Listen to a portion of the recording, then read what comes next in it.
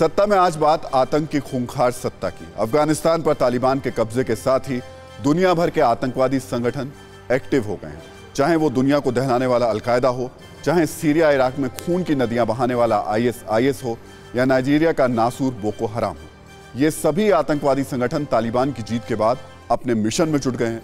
15 अगस्त के बाद से दुनिया के कई हिस्सों में आतंकी संगठनों ने अपनी गतिविधियां तेज कर दी हैं। अफ्रीकी देश बुर्किना फासो में आतंकियों ने 80 मासूम लोगों को मौत के घाट उतार दिया। इन आतंकी संगठनों का मकसद अपनी अपनी जमीन पर इस्लामिक स्टेट कायम करना है।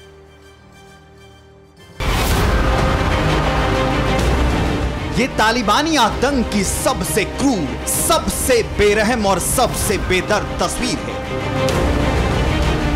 ये महज तस्वीर भर नहीं, ये हकीकत है तालिबानी हुकूमत की। ये सच है तालिबानी खौफनाक सोच का। एक माँ अपने जिगर के टुकड़े को ब्रिटिश सेना को सौंप रही है।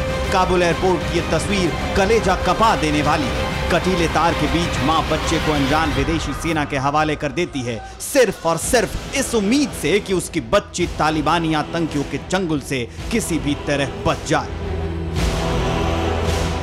तालिबानी क्रूरता के आगे मजबूर इस मां को पता भी नहीं था कि वो अब आगे अपने बच्चे का मुंह भी देख पाएगी या नहीं। इस बच्चे को बचाने वाले सैनिक की आंखें भी आंसुओं से भरी हुई थी। अफगान में तालिबानी बर्बरता की ऐसे और भी कई तस्वीरें हैं जिसे देखकर पूरी दुनिया की आंखें नम हैं। ये बेबसी, ये बदहवासी, ये बेचैनी अफगानिस्तान में चारों तरफ है। अफगानिस्तान के इस हालात को देखकर इसी जमीन पर कुछ लोग बेइंतहा खुश भी हो रहे हैं। दुनिया भर में आतंक का खेल खेलने वाले दहशतगर्दों को तालिबान की कामयाबी ने खूनी उम्मीद से भर दिया है। दहशत के दम पर दुनिया को कब्जा करने का मंसूबा पालने वाले आतंकी संगठनों की आंखों में अब चमक आ गई है।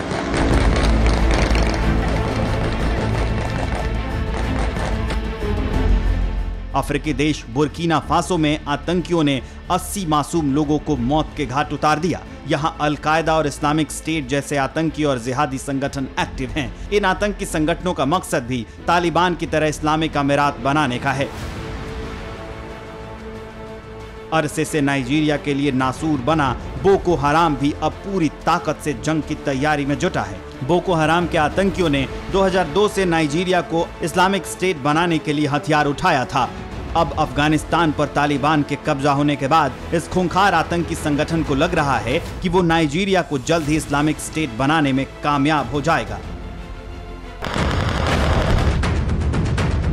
सीरिया में असद सरकार के खिलाफ जंग छेड़ने वाले आईएसआईएस के लड़ाकों ने तालिबान की जीत का जश्न मनाया था। कभी दुनिया में आतंक का राज कायम करने की ख्वाहिश पालने वाला बगदादी सीरिया में बैठकर ही अपनी सत्ता चलाता था। अब तालिबान की जीत के बाद आईएसआईएस के लड़ाके फिर अपनी बची खुची ताकत को समेटकर सीरिया में खून खराबा करने की तैयारी में हैं। 1996 से 2001 के दौरान जब तालिबान ने अफगानिस्तान में अपनी सरकार चलाई थी, तब अलकायदा जैसे आतंकी संगठनों को अफगानिस्तान की जमीन पर फलने फूलने का मौका मिला था। तब Osama bin Laden global terrorist बनकर सामने आया था।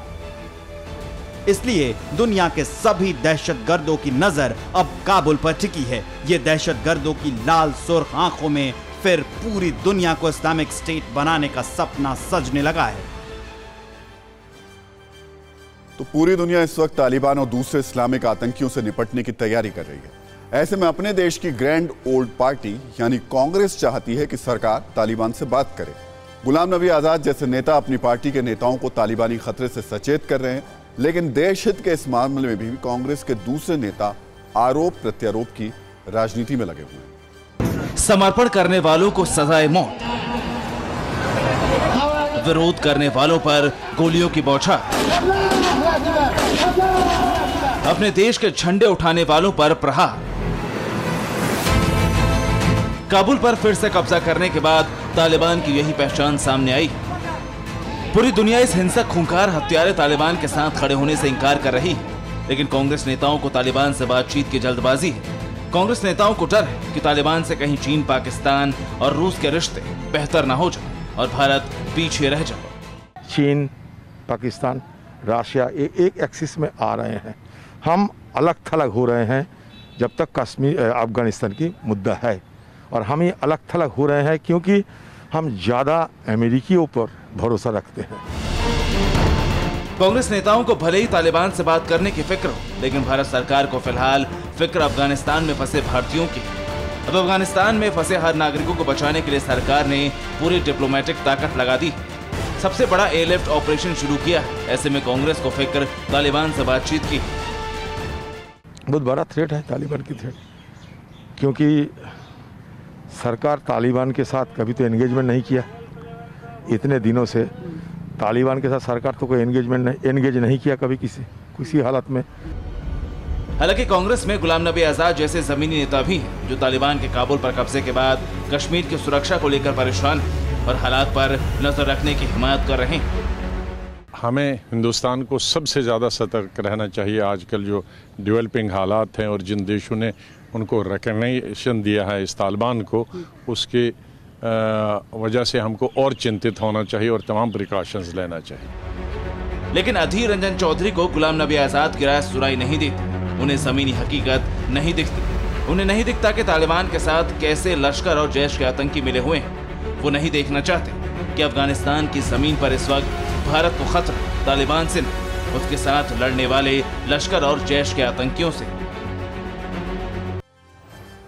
कांग्रेस नेता कह रहे हैं कि भारत को तालिबान से बात करनी चाहिए, लेकिन क्या कांग्रेस नेता बता सकते हैं कि तालिबान में आखिर बात किससे की जाए? ये सवाल इसलिए जरूरी है क्योंकि अफगानिस्तान पर कब्जे के 5 दिन बाद भी तालिबान का कोई एक चेहरा नहीं। मुल्ला हिबातुल्लाह अखुंजादा, मुल्ला अब्दुल गनी बरादर, अनस हक्कानी, इमरान खान, शी जिनपिंग, ये वो 5 चेहरे हैं जो इस वक्त अफगानिस्तान में अहम है। सवाल यह है कि क्या भारत इन 5 से बात करे या इन 5 में से किससे बात करे? ऐसा इसलिए क्योंकि मुल्ला अब्दुल गनी बरादर कंधार से दोहा लौट गया है। अफगानिस्तान में टॉप पोजीशन के लिए मुल्ला अखुंजादा और मुल्ला बरादर में टकराव चल रहा है। भारत आखिर इन दोनों में से किससे बात करे? वहीं तालिबान का एक चेहरा अनस हक्कानी भी है जो हक्कानी नेटवर्क का प्रमुख है। हक्कानी नेटवर्क को भारत आतंकी संगठन मानता है। ऐसे में सवाल ये, क्या भारत आतंकी संगठन से बात करे? पूरी दुनिया जानती है कि तालिबान पर इस वक्त पाकिस्तान और चीन का सबसे ज्यादा असर है। तो फिर सवाल वही, क्या भारत इमरान खान और शी जिनपिंग से बात करे? पूरी दुनिया इस वक्त वेट एंड वॉच की स्थिति में है। दुनिया इंतजार कर रही है कि अफगानिस्तान की तस्वीर थोड़ी और साफ हो, फिर आगे की रणनीति बनाई जाए। लेकिन कांग्रेस को यह नहीं दिखता। कांग्रेस को सिर्फ बातचीत के बहाने दबाव वाली राजनीति ही दिखती है। फिक्र आपकी, सोमवार से शुक्रवार रात 9 बजे सिर्फ TV9 भारतवर्ष पर।